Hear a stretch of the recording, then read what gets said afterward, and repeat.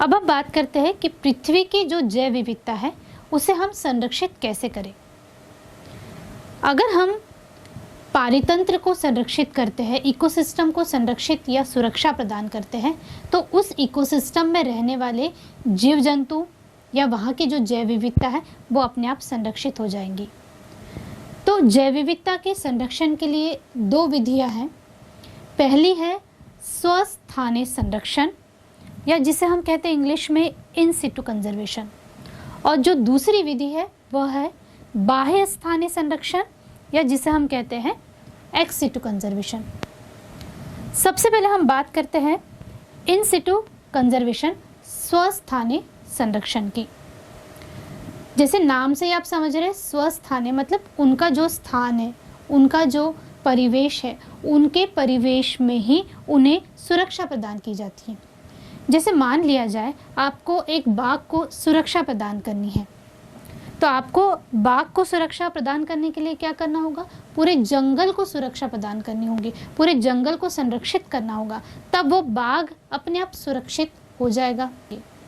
इसलिए इस प्रकार का जो संरक्षण होता है इसे हम इन सिटू कंजर्वेशन या फिर स्वस्थानीय संरक्षण कहते हैं। तो जब जीवों को या जैव विविधता को उनके प्राकृतिक आवास में ही संरक्षित किया जाता है तब हम उसे स्वस्थानीय संरक्षण कहते हैं। संरक्षण का मतलब होता है सुरक्षा प्रदान करना या वन्य जीव जिनमें बहुत अधिक जाति विविधता पाई जाती है, ऐसे जीवों की रक्षा करना, उन्हें सुरक्षा प्रदान करना। तो सुरक्षा प्रदान करने की जिम्मेदारी हम सबकी है, हम मनुष्यों की है। तो भारत सरकार ने 1972 में वन्यजीव संरक्षण अधिनियम बनाया, लागू किया, और इस अधिनियम के अंतर्गत वन्यजीव चाहे पौधे हो या प्राणी हो, इनकी रक्षा करने का जिम्मा लिया। अब इनकी रक्षा करने के लिए संरक्षणविदों ने कुछ ऐसे क्षेत्र पहचाने जहाँ पर जाति विविधता बहुत अधिक है, बहुत अधिक जीवों की जातियाँ पाई जाती है, या फिर जीवों की कुछ ऐसी जातियाँ हैं जो विलुप्त होने वाली है, या बहुत सी ऐसी जातियाँ जो विलुप्त होने के कगार पर है। ऐसे क्षेत्रों की पहचान की गई और इन क्षेत्रों को जैव विविधता हॉटस्पॉट नाम दिया गया। अब जैव विविधता हॉटस्पॉट का मतलब क्या होता है? तो जैव विविधता मतलब हम जान रहे हैं कि जैव विविधता मतलब वहाँ पर जातीय समृद्धि बहुत अधिक है, और हॉटस्पॉट क्योंकि जातीय समृद्धि वहाँ पर बहुत अधिक है तो वहाँ पर उच्च स्थानिकता होती है। उच्च स्थानिकता मतलब वहाँ पर एंडेमिज्म होता है, और एंडेमिज्म का मतलब ये होता है कि वहाँ पर जीवों की जितनी भी जातियाँ पाई जाती है वो अन्य की किसी स्थान पर हमें नहीं मिलती है, या दूसरी जगह पर अगर हम उन जातियों को देखेंगे तो दूसरी जगह पर ये जातियाँ हमें नहीं मिलेगी, वो उन्हीं क्षेत्रों में पाई जाती है, किसी और जगह पर ये नहीं मिलती है। तो इन्हें कहा जाता है एंडेमिज्म। तो ऐसे क्षेत्रों को पहचाना गया और उन्हें जैव विविधता हॉटस्पॉट घोषित कर दिया गया।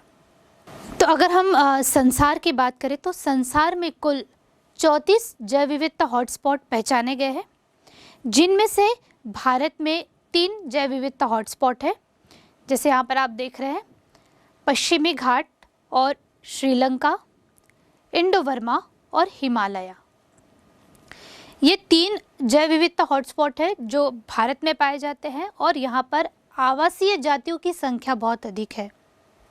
इसके अलावा इन हॉटस्पॉट में आवासीय क्षति भी बहुत ज़्यादा हुई है। आवासीय क्षति हुई है इसलिए इन जगहों को, इन क्षेत्रों को हॉटस्पॉट कहा गया, ताकि इनकी सुरक्षा का विशेष ध्यान रखा जाए और इन्हें कानूनी सुरक्षा दी गई।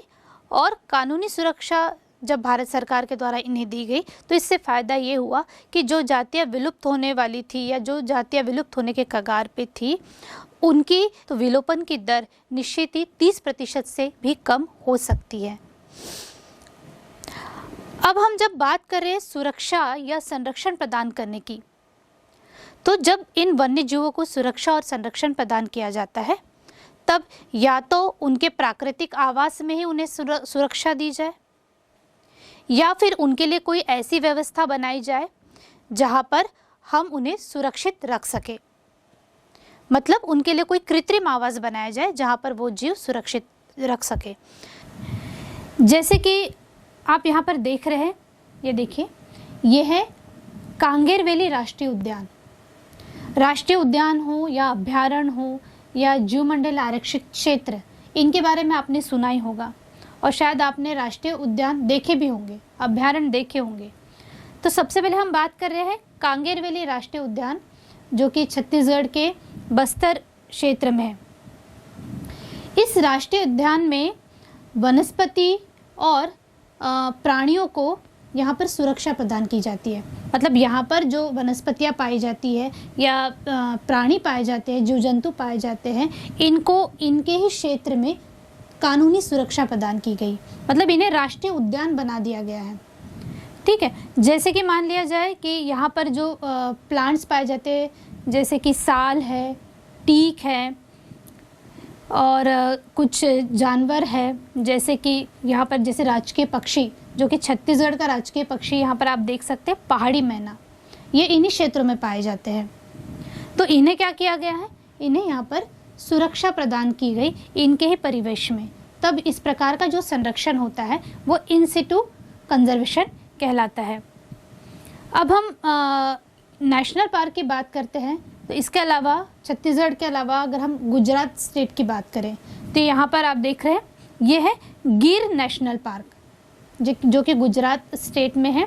और ये जो गिर नेशनल पार्क है, यहाँ पर एशियाटिक जो लॉयन होते हैं, शेर होते हैं, इन्हें और कुछ अन्य दूसरे जानवर भी होते हैं, जैसे कि जंगली सूअर है, नील गाय है, इन्हें यहाँ पर सुरक्षा प्रदान की जाती है। ये इन क्षेत्र में पाए जाते हैं, इन्हीं वातावरण में ये जीव रहते हैं, इसलिए उनके ही वातावरण में उन्हें सुरक्षा प्रदान की जाती है। तो जो नेशनल पार्क्स होते हैं, इनमें किसी प्रकार का मानवीय क्रियाकलाप नहीं होता है। मतलब टोटली बैन होता है। यहाँ पर आप पशुओं को नहीं चरा सकते, या यहाँ पर आप किसी प्रकार का शिकार नहीं कर सकते, या फसल का उत्पादन नहीं कर सकते, इस पर टोटली बैन होता है। तो भारत में कुल 90 राष्ट्रीय उद्यान हैं। अब अभ्यारण्य की बात करते हैं तो वन्य जीव अभ्यारण्य होते हैं या सेंचुरीज होती है। इस अभ्यारण्य में वहाँ की जो स्थानीय जातियाँ होती हैं, जो उस जगह पर पाई जाती है, उन स्थानों में जो जातियाँ पाई जाती है, उन जातियों को उसी जगह पर सुरक्षा प्रदान की जाती है। जहाँ पर वो जातियाँ रहती है, उसी वातावरण में उन्हें सुरक्षा प्रदान की जाती है। जैसे कि वन्यजीव अभ्यारण्य, जैसे आप एक उदाहरण ले लीजिए, जैसे कि छत्तीसगढ़ की अगर हम बात करते हैं तो छत्तीसगढ़ में बारनवापारा अभ्यारण्य है। ये जो बारनवापारा अभ्यारण्य है, ये महासमुंद जिले में है। और इस अभ्यारण्य में यहाँ पर जो प्लांट्स या एनिमल्स पाए जाते हैं, इनकी स्थानीय जातियों को यहाँ पर सुरक्षा प्रदान की जाती है। इनके अनुसार अनुकूल वातावरण प्रदान किया जाता है ताकि ये यहाँ पर सुरक्षित रहे। इस बारनवापारा में अगर आप देखेंगे तो यहाँ पर बहुत सारे जानवर आपको दिखाई देंगे, जैसे कि नील गाय है, जैसे कि जंगली बिल्ली, हिरन, वन भैंसा, बहुत सारे पक्षी यहाँ पर आपको दिखाई देंगे, और बहुत सारे प्लांट्स यहाँ पर आपको दिखाई देंगे। तो इन प्लांट्स को और एनिमल्स को यहाँ पर सुरक्षा प्रदान की जाती है। वन्य जीव अभ्यारण्य जो होते हैं, भारत में कुल 448 वन्य जीव अभ्यारण्य हैं। अब बात करते हैं हम बायोस्फीयर रिजर्व की या जीवमंडलीय आरक्षित क्षेत्र। भारत में कुल 14 जीवमंडलीय आरक्षित क्षेत्र है, और इस आरक्षित क्षेत्र में जैसे एक उदाहरण लेते हैं, यहाँ पर आप देख सकते हैं अचानक मार्ग बायोस्फीयर अमरकंटक। और यहाँ पर जो प्लांट्स और एनिमल्स पाए जाते हैं, जैसे कि बंदर ले लीजिए, सांप है, छिपकली है, मेंढक है, इनकी बहुत सारी प्रजातियाँ यहाँ पर पाई जाती है। बहुत सारे पौधे, चाहे आवृत्तिबीजी पौधों की बात करें या अनावृत्तिबीजी पौधे यहाँ पर पाए जाते हैं। और साथ ही साथ यहाँ पर बायोस्फीयर रिजर्व में जो स्थानीय जनजातियाँ हैं, उनको जीवन यापन करने के लिए यहाँ पर कुछ कार्य वो यहाँ पर कर सकते हैं। थोड़ा बहुत यहाँ पर उन्हें परमिशन रहती कि क्योंकि उनको अपना जीवन यापन करना है या खेती बाड़ी करनी है, कुछ वन उपज का अगर उपयोग करना है तो स्थानीय जो जनजाति है यहाँ पर रहकर वो उसका यूज़ या उपयोग कर सकती है। और बायोस्फीयर जो रिजर्व होता है ये बहुत बड़े एरिया में होता है, इसलिए कुल 14 ही बायोस्फीयर रिजर्व भारत में पाए जाते हैं। अब हमने राष्ट्रीय उद्यान, अभयारण्य और जीवमंडल आरक्षित क्षेत्र के बारे में जाना। अब तीनों में अंतर क्या होता है कि जैसे कि हमने बात की थी कि जो राष्ट्रीय उद्यान होते हैं, इन राष्ट्रीय उद्यान में किसी प्रकार का मानवीय क्रियाकलाप नहीं होता है। यहाँ किसी प्रकार का मनुष्य जो है निजी कार्य यहाँ पर नहीं कर सकता है। दूसरा, अगर अभयारण्य की हम बात करें तो अभयारण्य में मानवीय क्रियाकलाप थोड़े बहुत हो सकते हैं, लेकिन ध्यान ये रखा जाता है कि वहाँ के जो वन्य जीव है या पेड़ पौधे हैं उनको नुकसान ना हो, इस बात का विशेष ध्यान रखा जाता है। और तीसरा जो होता है जीवमंडल आरक्षित क्षेत्र, ये सबसे बड़ा क्षेत्र होता है। इन्हें सबसे बड़ा क्षेत्र क्योंकि इस जीवमंडल आरक्षित क्षेत्र के अंतर्गत हो सकता है 2 या 3 राष्ट्रीय उद्यान उसके अंतर्गत आ रहे हों या 2 या 3 अभयारण्य उसके अंतर्गत आ रहे हों, इसलिए ये जो बायोस्फीयर रिजर्व होता है, जीवमंडल आरक्षित क्षेत्र होता है, ये सबसे बड़ा क्षेत्र होता है। और इस क्षेत्र के अंतर्गत अगर मनुष्य भी इसके अंतर्गत आते हैं तो उनकी भी रक्षा करने की जिम्मेदारी होती है। इसलिए इन क्षेत्रों में थोड़े बहुत मानवीय क्रियाकलाप, कुछ क्षेत्रों में मानवीय क्रियाकलाप या निजी कार्य मनुष्य वहाँ पर कर सकते हैं, लेकिन कुछ क्षेत्रों में बिल्कुल भी मानवीय क्रियाकलाप नहीं किए जाते हैं। अब हम बात करते हैं इन विलुप्त प्राय जातियों के लिए भारत सरकार ने कुछ महत्वपूर्ण परियोजना बनाई ताकि जो विलुप्त हो रहे प्राणी उनको हम संरक्षित या सुरक्षित कर सके। तो हमने संरक्षण की 2 विधियां तो जान ली, साथ ही इसमें हम बात करेंगे कुछ परियोजनाओं की जो इन प्राणियों के संरक्षण के लिए ज़रूरी है। यहाँ पर विलुप्त प्राय का मतलब प्राणियों की उन प्रजातियों से है जिनकी संख्या या तो बहुत कम हो गई है या आने वाले समय में इनकी संख्या 80% तक कम हो सकती है। इसलिए ऐसे प्राणियों का संरक्षण बहुत ज़रूरी है। जैसे हम जानते हैं कि बाघ है, मगर है, गेंडा है, इनकी संख्या या एशियाटिक जो लॉयन है, हाथी है, इनकी संख्या बहुत कम हो गई है। इसलिए इनके संरक्षण के लिए भारत सरकार ने कुछ परियोजना बनाई है। आइए इसके बारे में बात करते हैं। सबसे पहले हम बात करेंगे बाघ परियोजना की, जिसे प्रोजेक्ट टाइगर नाम दिया गया। अब ये परियोजना क्यों बनाई गई? बाघों के संरक्षण के लिए। क्यों? क्योंकि बाघों का अत्यधिक शिकार हो रहा था। हम पुराने ज़माने की बात करें तो जो राजा महाराजा लोग थे ये शिकार पे निकल जाते थे और बेवजह ही प्राणियों को मार देते थे। धीरे धीरे 1970 तक ऐसा पता चला कि बाघों की संख्या अचानक कम हो गई है, बहुत कम बाघ बचे। तो भारत सरकार को इसकी चिंता होने लगी। फिर उन्होंने एक परियोजना बनाई और जिस परियोजना से काफ़ी फायदा हुआ, धीरे धीरे बाघों की संख्या में वृद्धि हुई। तो ये जो परियोजना है बाघ परियोजना, ये 1 अप्रैल 1973 में प्रारंभ की गई।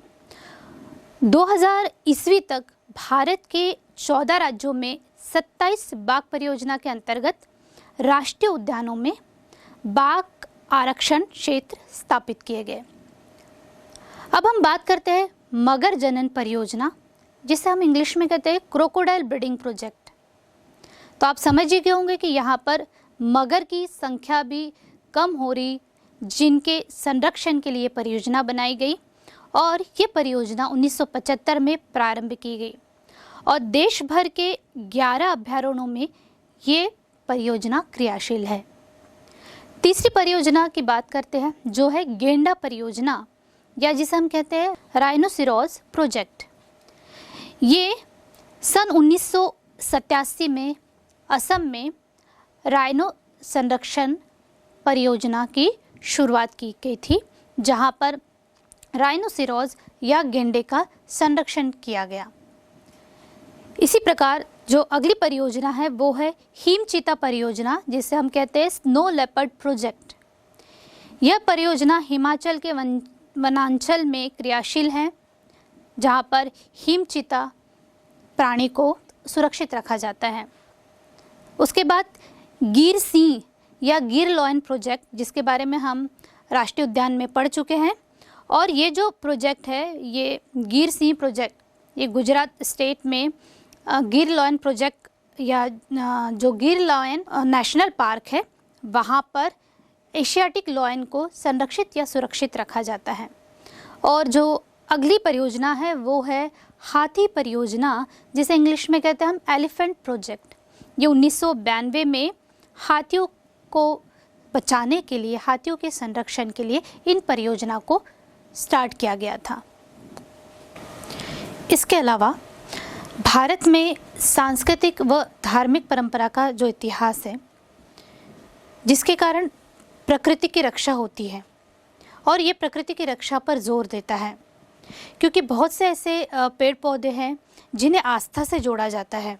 जैसे आपने देखा होगा तुलसी, बरगद, पीपल, इनकी पूजा की जाती है, और क्योंकि ये हमारी धार्मिक परंपरा है, ये हमारी संस्कृति है कि हम इसे पूजते हैं। तो इन्हें पूजते हैं मतलब हम इन्हें किसी प्रकार का नुकसान तो नहीं पहुंचाएंगे, इन्हें ना ही काटेंगे। तो इसलिए इस प्रकार की जो धार्मिक परंपरा है, जिसके कारण जो वन्य जीव है इनके अपने आप संरक्षित हो जाते हैं। तो ऐसे संस्कृतियों में, भारत की जो संस्कृतियों ने वनों के ऐसे बहुत से भूभाग को छोड़ दिया जाता था, और बहुत से भूभाग को पवित्र उपवन कहा गया, जहाँ पर पेड़ पौधों की या वन्य जीवों की पूजा की जाती थी। तो इन्हें पवित्र उपवन क्यों कहा गया, या पवित्र उपवन हम किसे कहते हैं, जहाँ पर प्राकृतिक व सांस्कृतिक महत्व के ऐसे वन होते हैं जिनमें लोगों का लगाव होता है, लोगों की आस्था होती है, और ये वन्य जीव जो होते हैं, चाहे पेड़ पौधे हो या दूसरे जंतु हो, इनको पूजनीय माना जाता है। इनकी इस प्रकार से पूजनीय होने के कारण इनकी अपने आप रक्षा हो जाती है, ये अपने आप संरक्षित हो जाते हैं।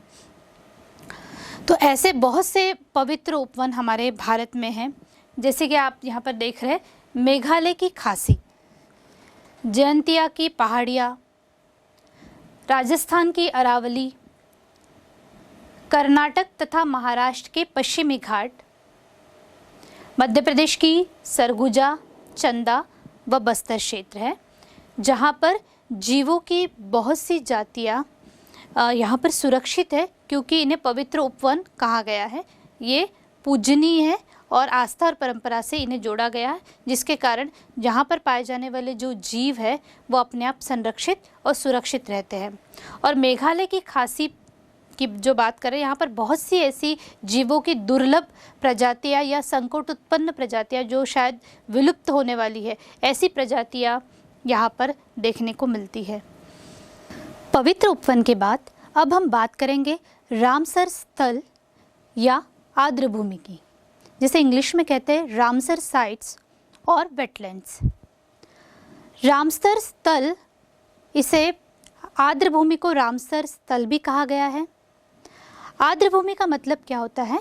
आर्द्रभूमि मतलब नम भूमि या भूमि का ऐसा क्षेत्र जो जल से स्थायी या अस्थायी रूप से संतृप्त रहता है। इसके अंतर्गत आते हैं झील, दलदल,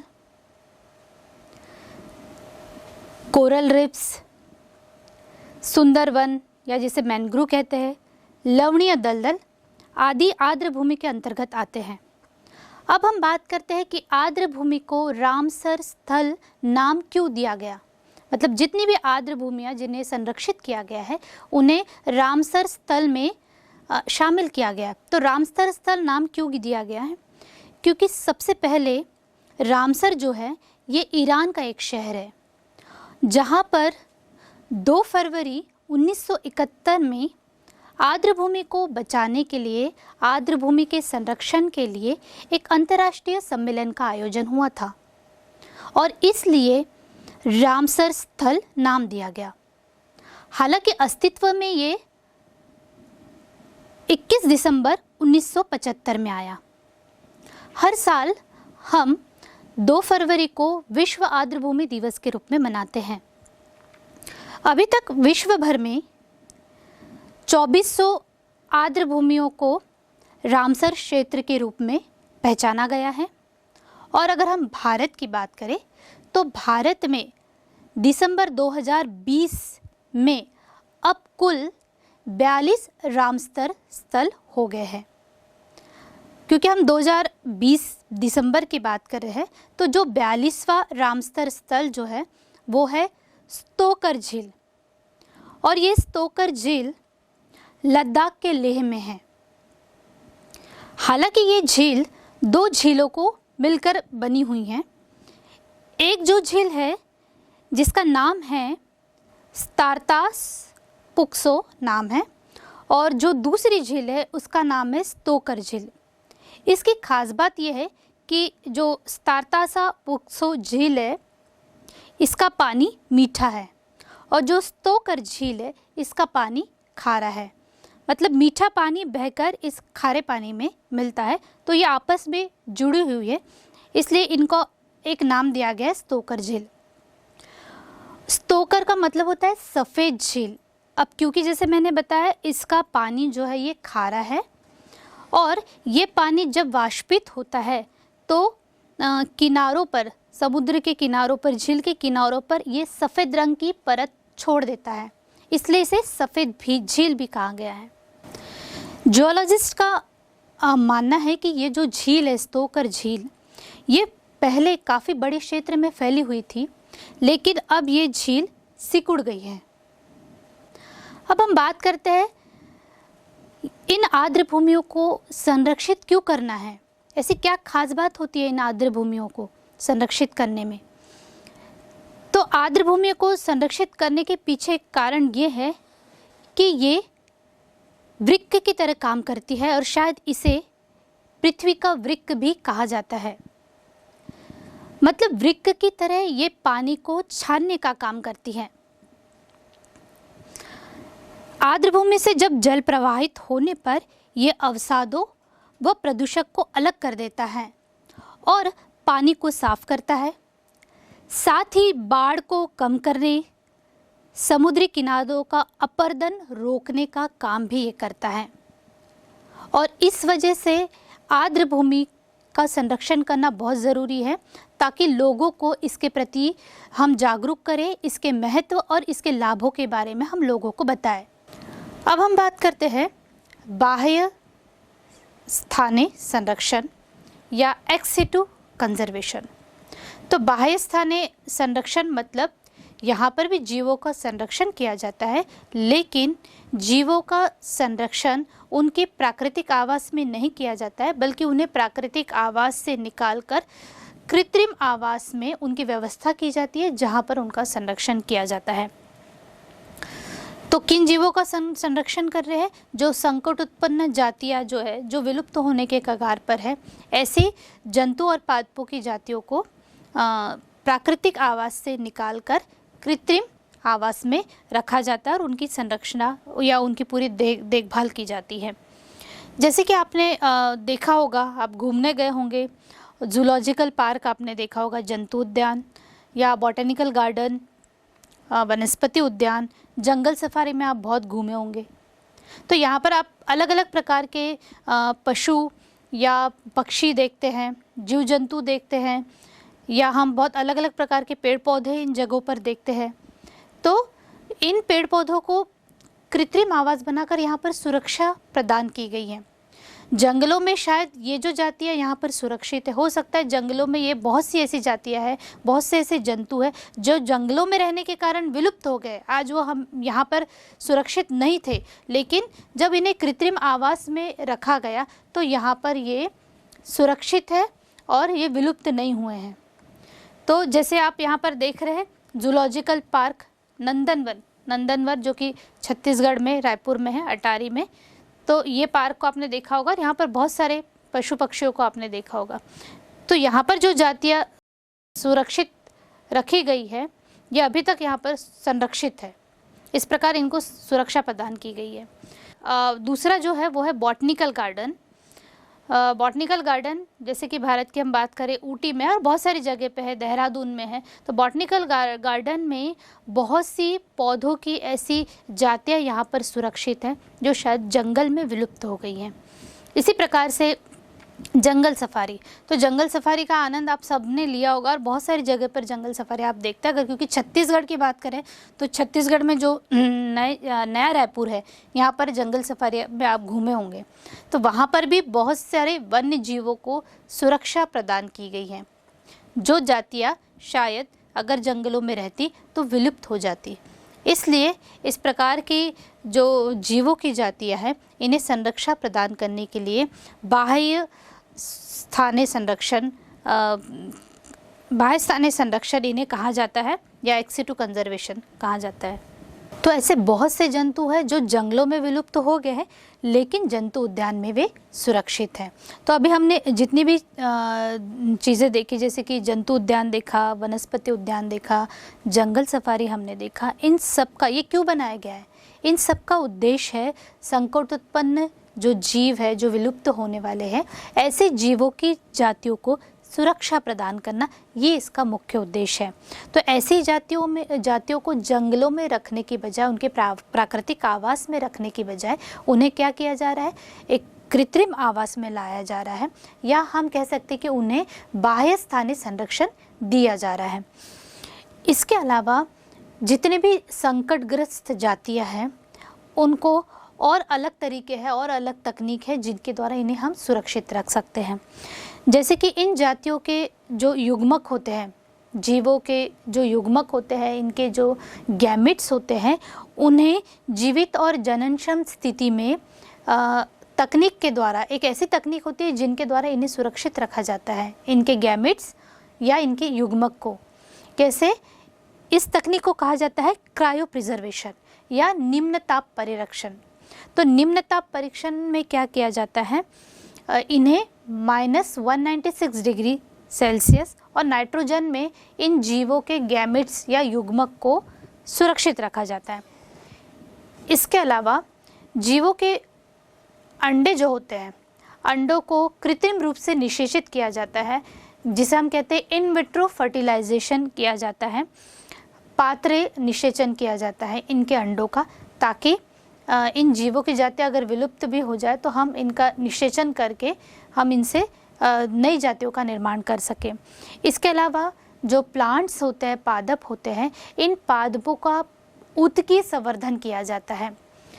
उत्कीय संवर्धन मतलब प्लांट्स के जो अलग अलग भाग हैं, उनके भागों को एक पोषक माध्यम में उगाया जाता है। जैसे कि आप यहाँ पर देख रहे हैं, तो पादपों के विभिन्न भाग, चाहे उसका जड़ वाला भाग ले लीजिए, तने वाला भाग ले लीजिए, पत्ती वाला भाग लीजिए, उसके छोटे से भाग को एक पोषक माध्यम बनाया जाता है और उस पोषक माध्यम में उसे डाला जाता है और एक बायोटेक्नोलॉजी मेथड या तकनीकी विधि के द्वारा इन पौधों से बहुत सारे पौधे उगाए जाते हैं और ये जो पौधे उगाए जाते हैं ये अच्छे लक्षण वाले पौधे होते हैं।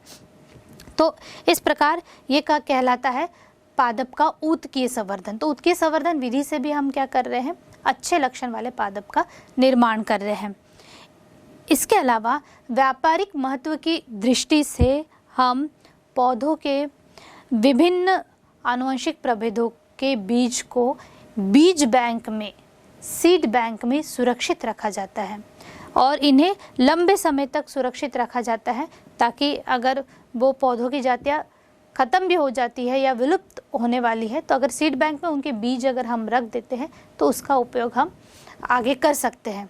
इस प्रकार से जितनी भी विधियां हमने देखी है, ये बाह्य स्थानीय संरक्षण है, जिनमें जीवों को उनके प्राकृतिक आवास में सुरक्षित नहीं किया जा रहा है, बल्कि कृत्रिम आवास में उन्हें सुरक्षित किया जा रहा है, ताकि जीवों की जो जातियाँ विलुप्त हो रही है उन्हें हम बचा सके। तो बच्चों, जैव विविधता का संरक्षण सभी राष्ट्रों का सामूहिक उत्तरदायित्व है। इसके लिए सन 1992 में रियो डी जेनेरियो में जैव विविधता पर एक ऐतिहासिक सम्मेलन हुआ था और इस सम्मेलन में सभी राष्ट्रों को बुलाया गया था और सभी राष्ट्रों को बुलाकर उन्हें ये कहा गया था कि वे जैव विविधता के संरक्षण के लिए उचित उपाय करें और उनसे जो हमें लाभ मिल रहा है उसका उपयोग इस प्रकार करें ताकि हम उनके लाभों को दीर्घ काल तक, लंबे समय तक हम उसका उपयोग कर सकें। उसके बाद सन 2002 में दक्षिण अफ्रीका के जोहान्सबर्ग में विश्व शिखर सम्मेलन हुआ और विषय रखा गया सतत विकास। और इस विश्व शिखर सम्मेलन में 190 देशों ने शपथ ली कि वे सन 2010 तक जैव विविधता की जो क्षति हो रही है, जैव विविधता की जातीय जो क्षति हो रही है, उसकी दर में महत्वपूर्ण कमी लाएंगे। वो कमी प्रादेशिक स्तर पर भी हो सकती है, वो कमी स्थानीय स्तर पर हो सकती है, वो कमी वैश्विक स्तर पर हो सकती है। इस प्रकार इस अध्याय में हमने जाना कि जैव विविधता का संरक्षण हमारे लिए क्यों ज़रूरी है और जैव विविधता का पारितंत्र में क्या महत्व है। क्योंकि हमने देखा कि जैव विविधता की क्षति से हमने बहुत सी जीवों की जातियों को खो दिया है और बहुत सी ऐसी जातियां हैं जो विलुप्ति के कगार पर है। कुछ समय में, कुछ सालों में हो सकता है हम उन जातियों को खो दें। इसलिए इनके संरक्षण के लिए भारत सरकार ने 2 विधियां अपनाई जिनके बारे में हमने जाना, और वो विधि थी इन सिटू कंजर्वेशन और एक्स सिटू कंजर्वेशन, जिसे हम कहते हैं स्वस्थानीय संरक्षण और बाह्य स्थानीय संरक्षण। और इन विधियों के द्वारा हमने बहुत सी जीवों की जातियों को सुरक्षित रखा है और संरक्षित रखा है ताकि हम अपनी जैव विविधता की रक्षा कर सकें।